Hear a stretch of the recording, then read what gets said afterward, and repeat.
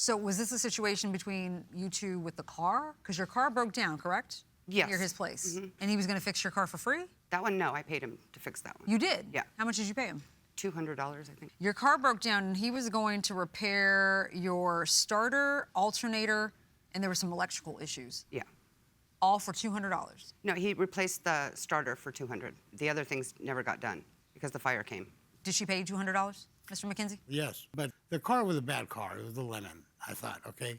And when I got that car from where it broke down to my house, I did not want to see her behind that wheel. She lived like 10 miles out the city limits.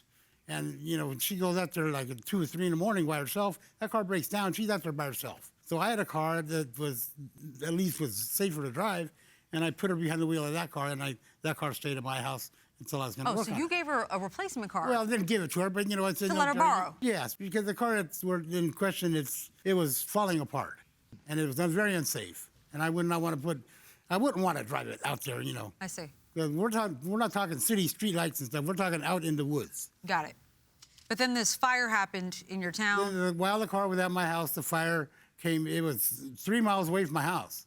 Huge fire. But then when it got to my house, for some strange reason, just my property got burnt.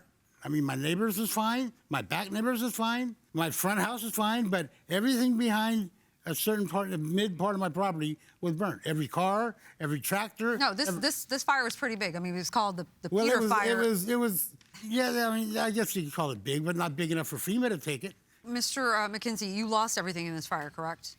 Pretty much. That's the property, my property right there. You can see in the center of the picture. You can see all around it is untouched. That was all dry little grass around it. But instead of the grass burning, the metal vehicles and tractors and metal buildings burned. I don't understand that. And you didn't have the property insured? No, I mean, no, there's been fires there before. I've had a fire there 3 years before this.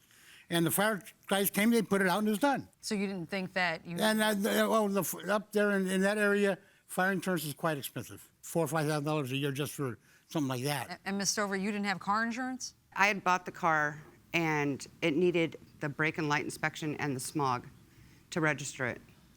And so it wasn't registered, so I didn't think I needed insurance on it. So why do you feel the defendant's responsible for your car burning up in this fire that he obviously had no control over? Like, he had already been fined and had the fire from before and was ordered to clean up his yard, like get rid of cars and trucks and trailers that were a hazard. That's very true. When I got rid of, I think, something like 26 cars and like 4 motorhomes, the place was cleaned up.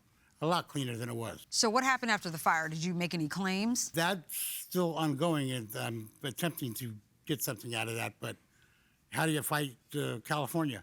And you said that after all of this occurred, that the defendant started to avoid you. He wouldn't answer my phone calls, my texts.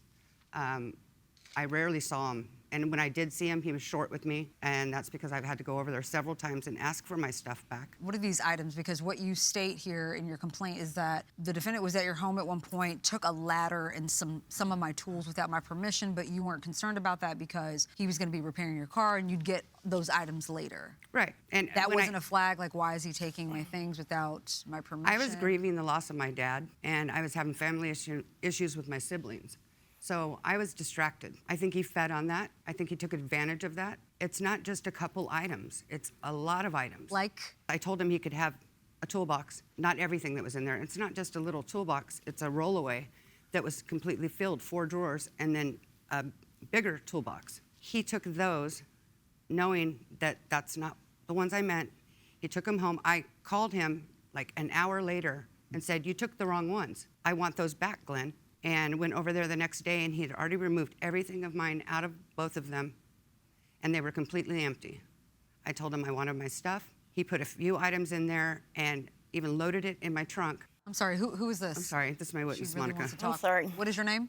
Monica Vanucci. And how are you connected to this case? When she asked him to bring the tools back and he didn't do so, we went over there and he brought out just a little handyman toolbox and put some very few tools in the top of that. And he said that that was all the tools he had. And so on one occasion, we came over to get the toolbox ourselves, but we were unable to locate all of our tools. And she'd asked him again, and what tools?